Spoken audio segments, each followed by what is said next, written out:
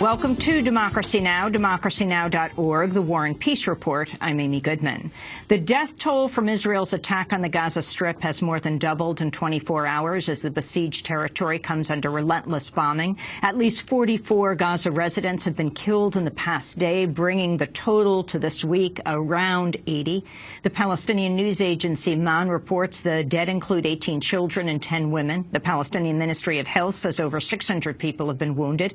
In the deadliest single attack since the offensive began, at least 7 Palestinian civilians, including 5 children, were killed when Israeli warplanes bombed several homes in a densely populated area where the victims were sleeping. Bodies were pulled from the rubble of at least 3 homes and neighboring buildings. A Palestinian journalist was killed in central Gaza after his car was bombed. Video footage shows it had been marked as a media vehicle. The Israeli military says it's dropped 800 tons of bombs on 750 targets throughout Gaza, more than during its 8-day assault in late 2012. Hospitals in Gaza have been overwhelmed with victims and are running low on basic supplies. Egypt opened up the Rafah border crossing to evacuate some of the wounded. Palestinian militants continue to fire rockets into Israel, with more than 60 launched Wednesday, bringing the total to over 200 this week. Thousands of Israelis have taken refuge in shelters. No casualties or significant damage has been reported. On Wednesday, Hamas political leader Khaled Mashal offered to renew the 2012 ceasefire based on 3 conditions: an end to the offensive, the release of prisoners initially freed under a prisoner swap but recently rearrested in Israeli raids, and Israeli respect for the Palestinian Unity government. Israeli officials have rejected Mashal's terms and vowed to continue the attack.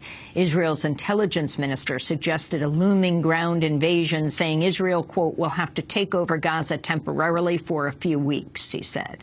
Speaking in Tel Aviv, the Israeli Prime Minister Benjamin Netanyahu blamed Hamas for rocket attacks on Israel and for the civilian deaths resulting from Israeli strikes. Today, we expanded our operations against Hamas and the other terrorist groups in Gaza. We'll continue to protect our civilians against Hamas attacks on them. Now, Hamas, by contrast, is deliberately putting Palestinian civilians into harm's way. It embeds its terrorists in hospitals, in schools, in mosques, apartment buildings throughout the Gaza Strip. Hamas is thus committing a double war crime. It targets Israeli civilians while hiding behind Palestinian civilians. The Israeli cabinet has authorized the option of calling up some 40,000 reservists for a potential ground assault. In a show of protest against their government, a small group of Israelis rallied in Tel Aviv to oppose the Gaza bombings. We believe that this cycle of violence must be ended, and it's definitely not going to be ended by more violence and by more bombs on Gaza, and it's not going to help the people in the south, and neither the people in Tel Aviv that are being subject to missiles in the past few days. Palestinian Authority President Mahmoud Abbas has called Israel's attack on Gaza an act of genocide, accusing the Netanyahu government of a, quote, war against the Palestinian people as a whole, defending its West Bank settlements. In Washington, the PA's chief envoy to the U.S. urged President Obama to use American leverage over Israel to stop the attack. I would like to say to President Obama that there is no, you cannot equate between an occupied people and an occupier. And the rising death toll on the side, the Palestinian side, tells clearly who is the party that is suffering the most from this violence. I think the United States should reign in Israel. They are the only country that can reign in Israel because they are the country that provides the political, military, economic, and financial support for Israel. And without that support, Israel cannot escape being accountable for their actions. As the Palestinian Authority pleaded for U.S. help, the Obama administration offered continued support for the Israeli strikes. At a news conference in Washington, State Department spokesperson Jen Psaki said the U.S. wants de-escalation, but added it backs the offensive and blames Hamas for the violence. As you know, we're encouraging all sides to de-escalate the situation on the ground. But again, Israel has every right to defend themselves and take steps to defend themselves. And as we know, the aggression is currently coming from Hamas in Gaza. During the news conference, Psaki repeatedly refused to answer a question on whether Palestinians have the right to defend themselves. The Obama administration appears to have decided on a position of backing the Israeli strikes but lobbying against a ground invasion. In a phone call to Israeli Prime Minister Benjamin Netanyahu, Secretary of State John Kerry reportedly said the U.S. hopes to see Israel stop the rocket fire without sending troops into Gaza. Palestinian solidarity rallies have been held around the world in recent days. In New York City, thousands gathered in front of the Israeli mission to the UN before marching through the streets. To change public opinion so that they understand that Palestinians are not terrorists, that they are defending themselves.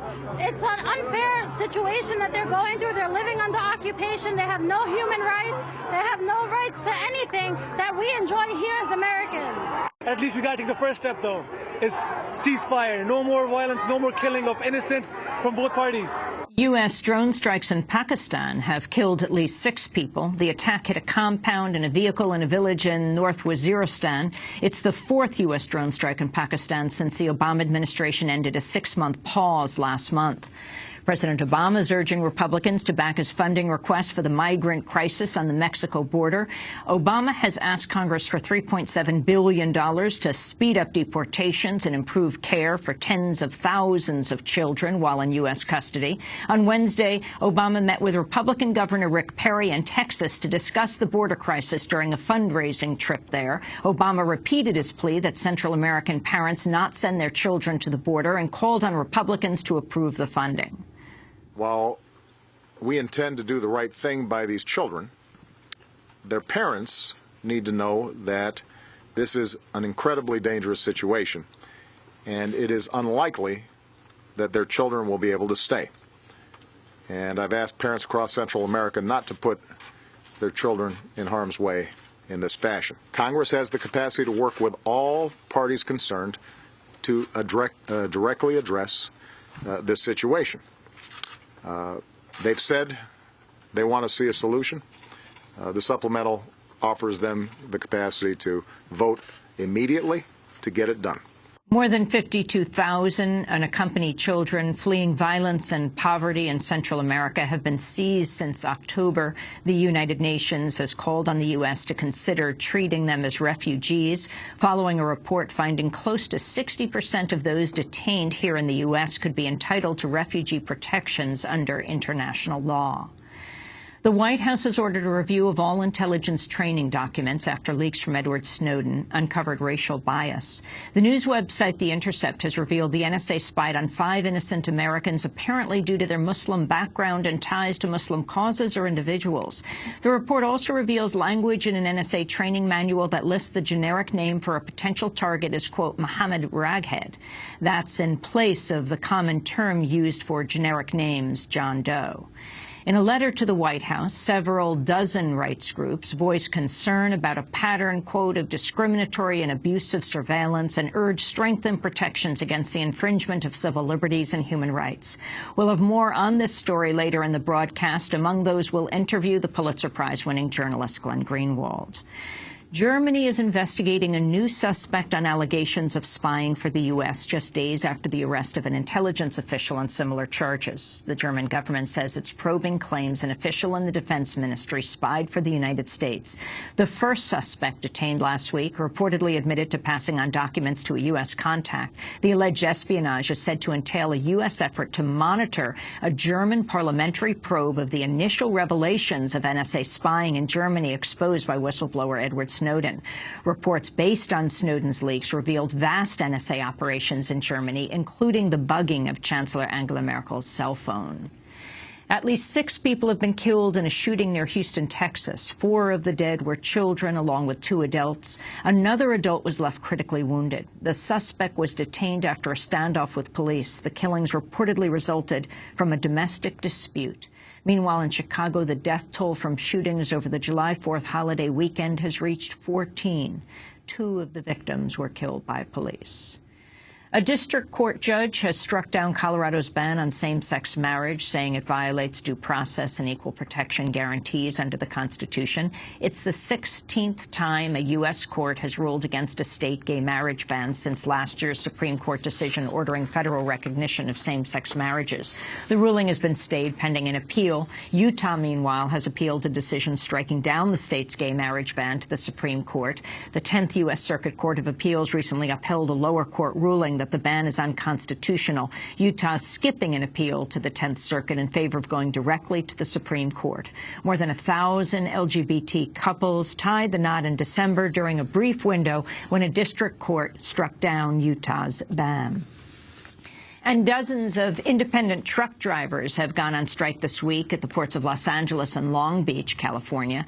The workers are protesting three large firms for classifying them as independent contractors instead of as employees. Workers say this has allowed the companies to impose long hours for low pay, dock paychecks for expenses, and avoid offering workplace protections. The two ports handle nearly half of all U.S. cargo. The workers have vowed to stay off the job for as long as it takes, making it one of the few open-ended U.S. strikes in recent years. On Wednesday, the guitarist Tom Morello of the group Rage Against the Machine joined the striking workers on the picket line to perform a few songs. And those are some of the headlines. This is Democracy Now!, democracynow.org, The War and Peace Report. I'm Amy Goodman. And I'm Juan Gonzalez. Welcome to all of our listeners and viewers around the country and around the world.